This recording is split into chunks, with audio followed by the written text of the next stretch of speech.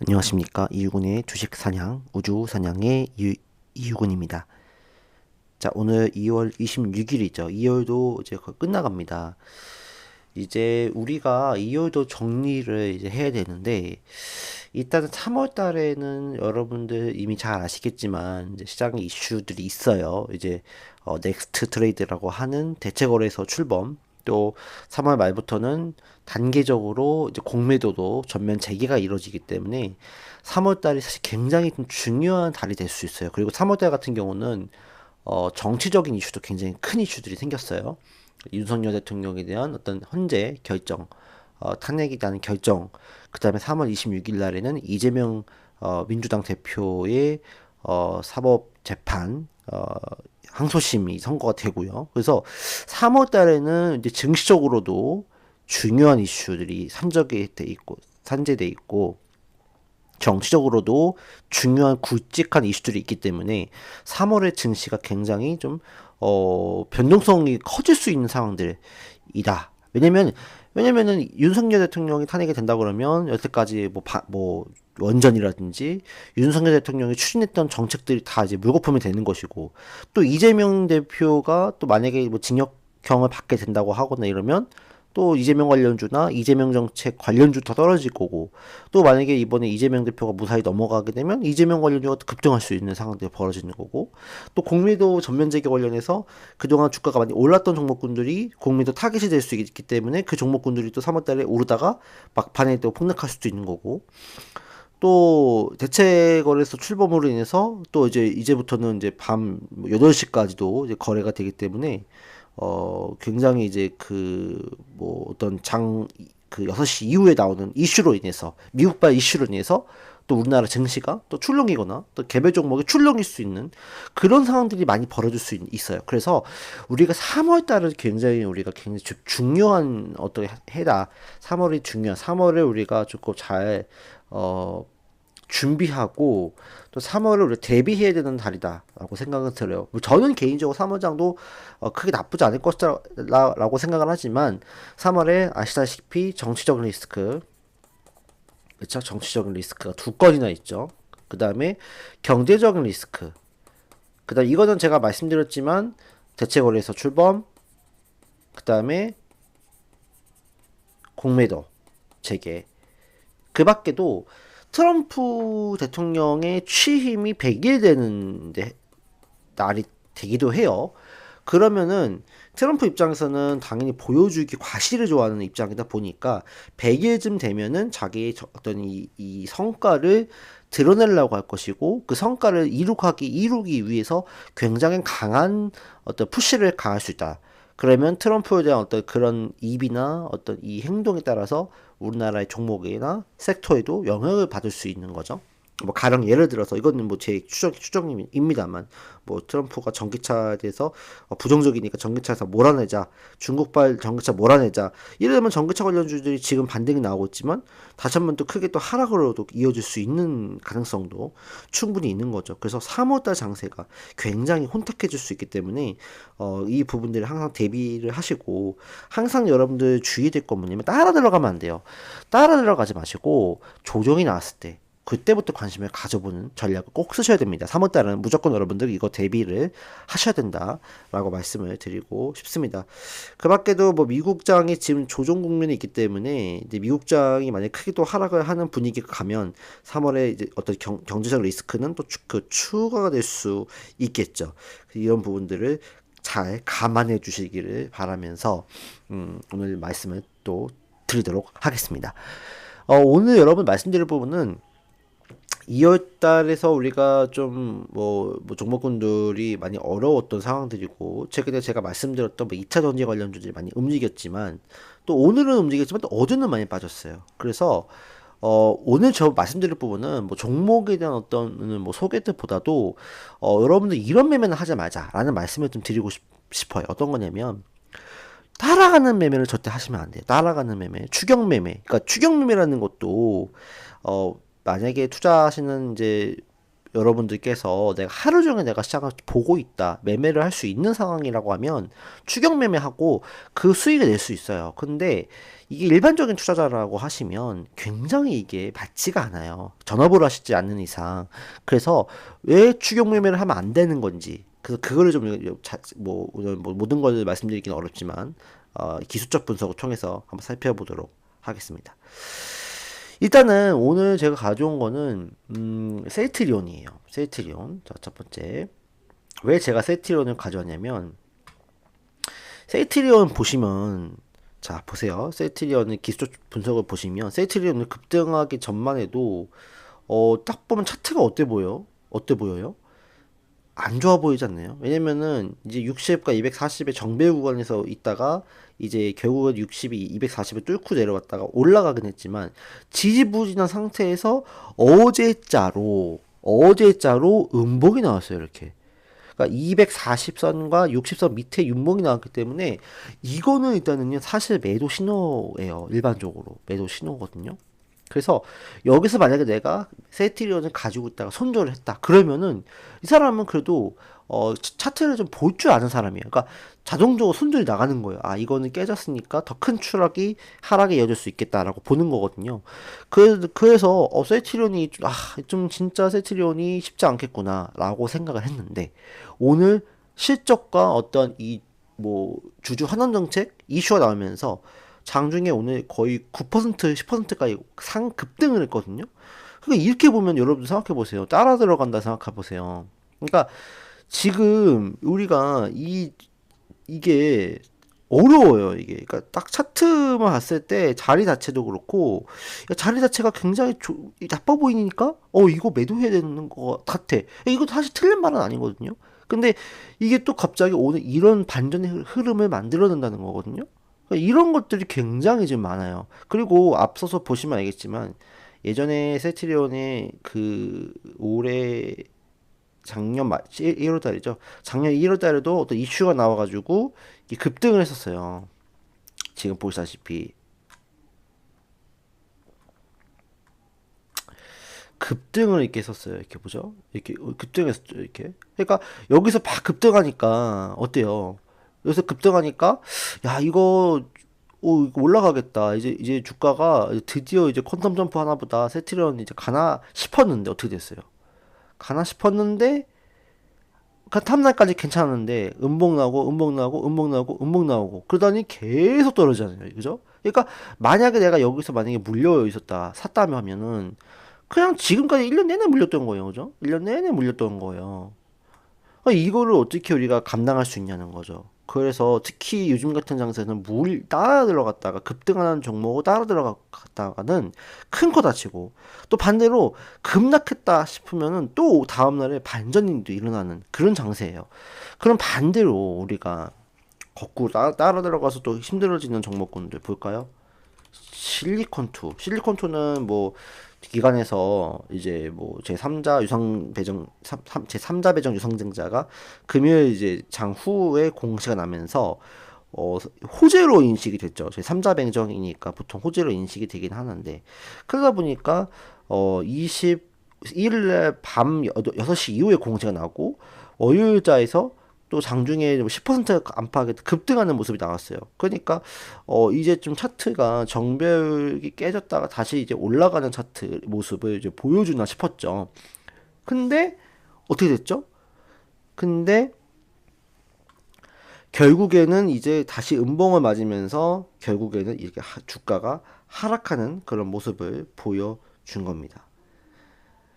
그렇기 때문에 우리가 그러니까 여기서 조정이 나왔을 거라고 생각을 하니까 조정이 나오게 되면은 여기서 조정 시 매수 관점으로 볼 수도 있겠다라고 생각을 할 수도 있는 거죠. 그런데 이게 어떻게 됐어요? 오늘 이제 실적이 악화가 될 수 있다라고 하는 어떤 그런 이슈로 인해서 결국에는 주가가 오늘 23%나 급락을 하는 모습을 보여줬어요.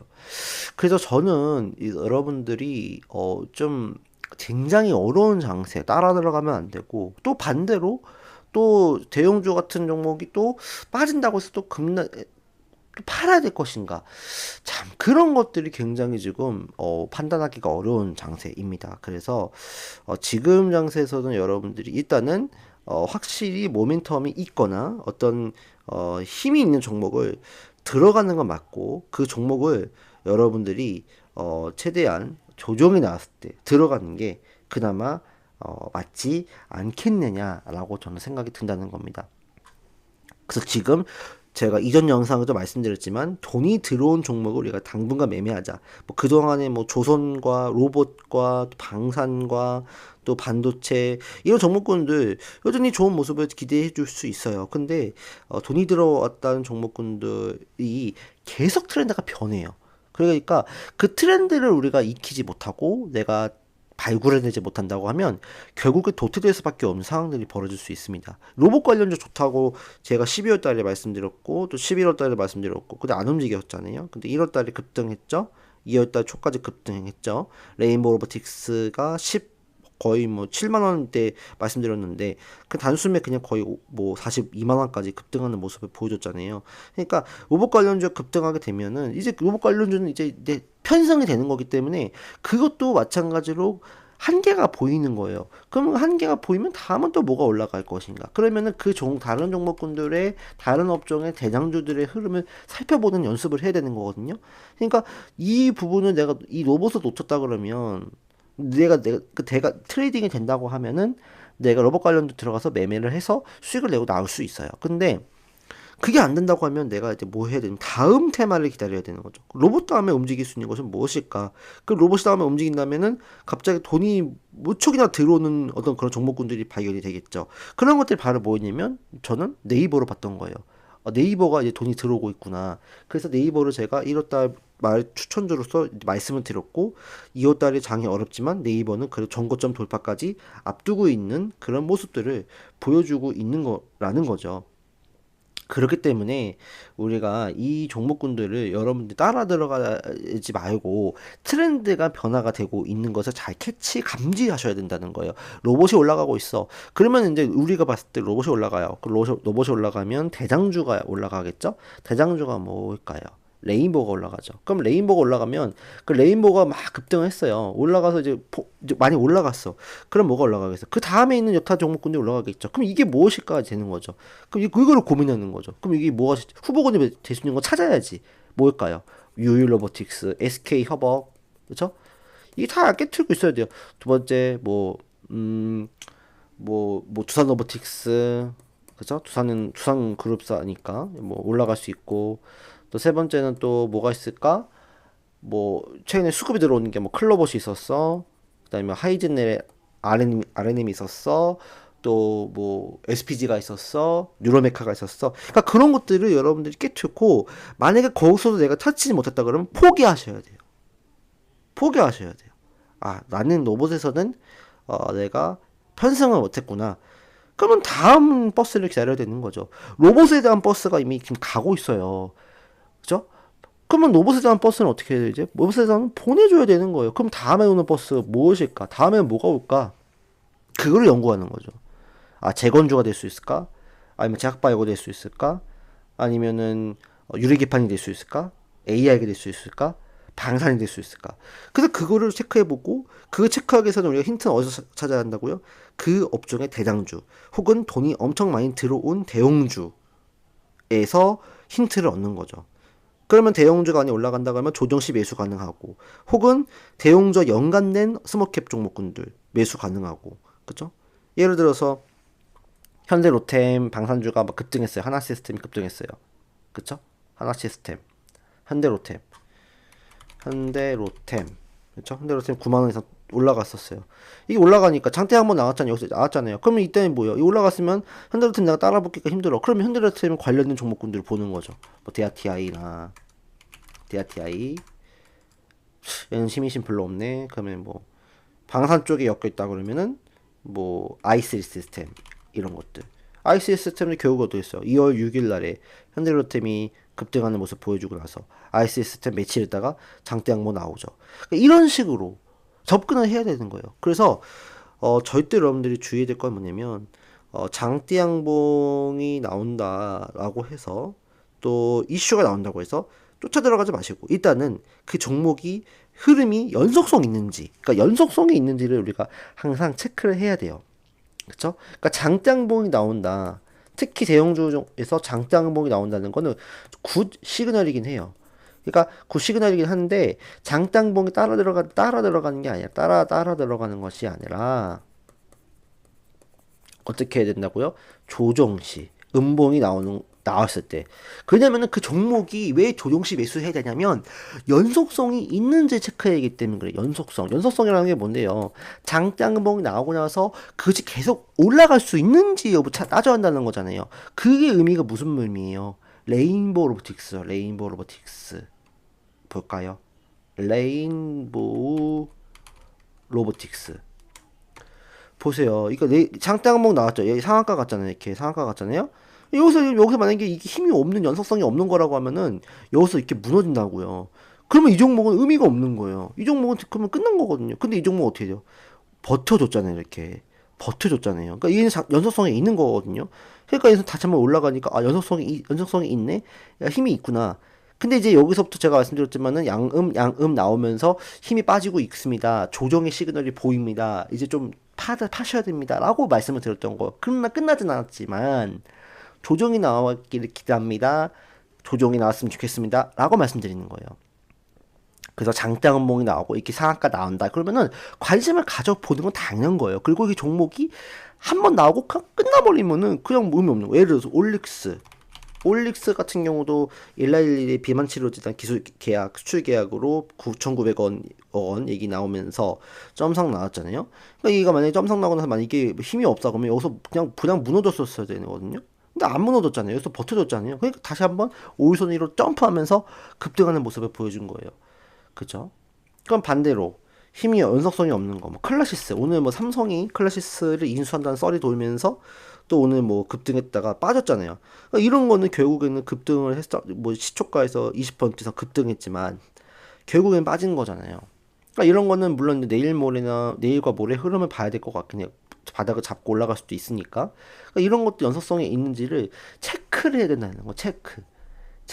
아까 셀트리온도 마찬가지였잖아요. 셀트리온도 양봉이 딱 나왔어요. 여기서 나오고 나서 어떻게 했어요? 이게 뻗어 올라간 게 아니잖아요. 뻗어 올라간 게 아니라 잘 조정받다가 음봉을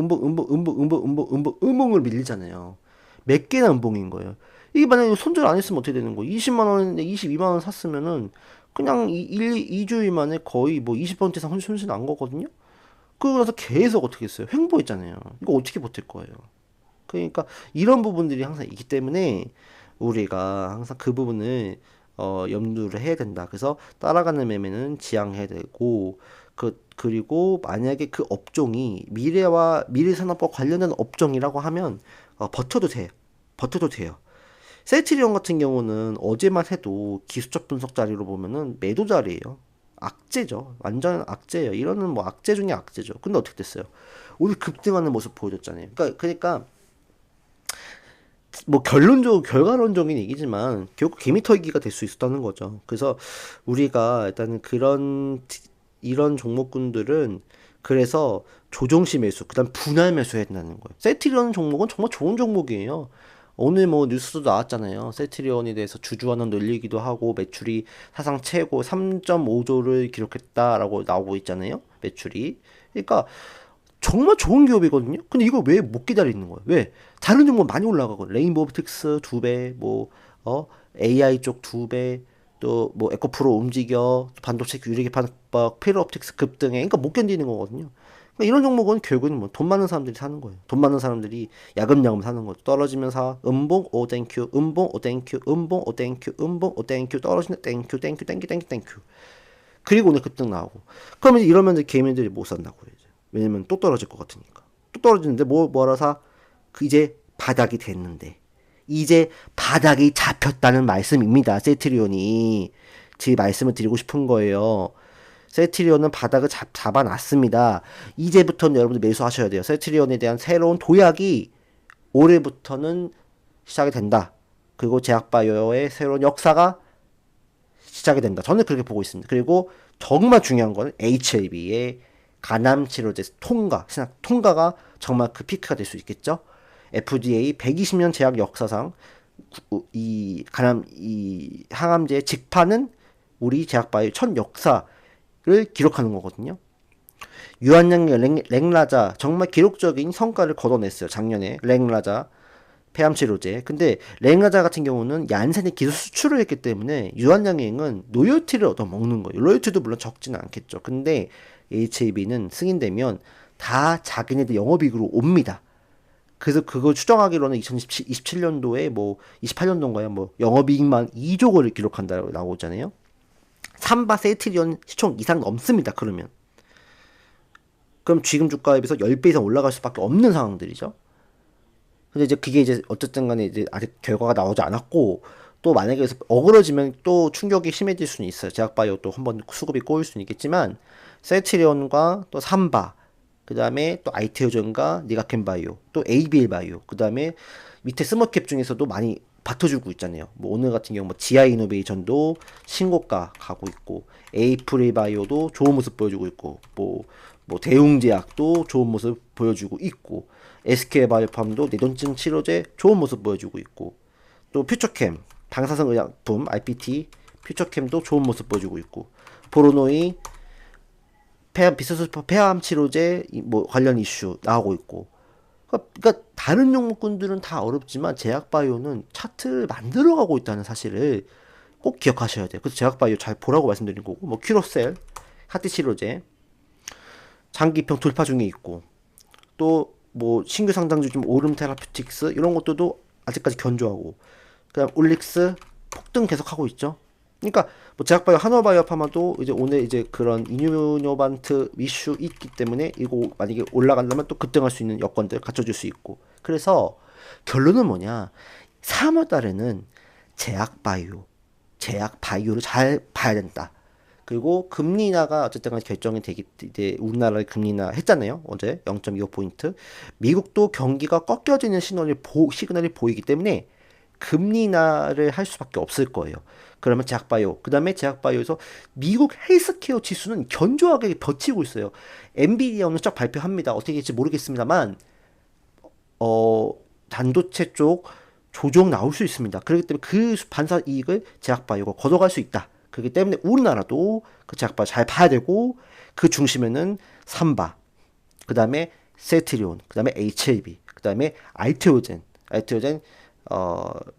피아제형 그 SC, 머크와이 임상 3상 발표 이런 것들이 종합적으로 된다면 제약바이오가 정말로 올해 다시 한번 퀀텀 점프를 이뤄낼 수 있다. 그다음에 ADC, 니가켄바이오, RPT, 퓨처캠, 카티 치료제, 큐로셀, 또 희귀질환 치료제 한올바이오파마, 또 방사상 치료제 또 SK바이오팜도 있고, 또 이제 그런 원료의약품 ST팜, 그러니까 이런 것들이 제약바이오를 받쳐줄 수 있는 힘들이 나온다. 그래서 정말 저는 제약바이오를 잘 봐야 된다 말씀드리고 이제 세트리온은 그 바닥을 다져놨다. 세트리온의 조정은 매수 기회가 된다. 저는 그렇게 말씀드리고 싶습니다. 그래서 결론은 제약바이오를 3월달부터는 정말 다시 잘 봐야 되고 따라 들어가지 마시고 섣불리 매매하지 마시고 분할 매수, 조정시 매수 관점을 계속적으로 보시자. 그런 말씀을 드리면서 오늘 영상을 마치도록 하겠습니다. 오늘도 여러분들 시청해 주셔서 감사합니다.